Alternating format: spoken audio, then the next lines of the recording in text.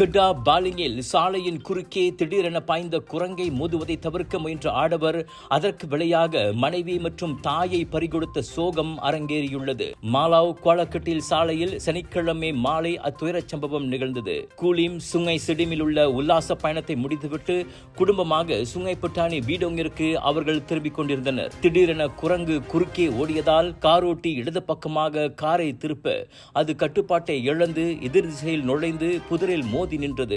அதில் 26 வயது மனைவி சித்தி நூர் அஸ்லிசா கமருடின், 69 வயது தாய் உம்மி கல்சும் மான் இருவரும் பலத்த காயத்தால் சம்பவ இடத்திலேயே உயிரிழந்தனர். காரை ஓட்டி வந்த 27 வயது முகமது ஃபட்சில், 3 வயது மகன் லுஃப் மிக்கேல் இருவரும் காயமின்றி உயிர் தப்பினர்.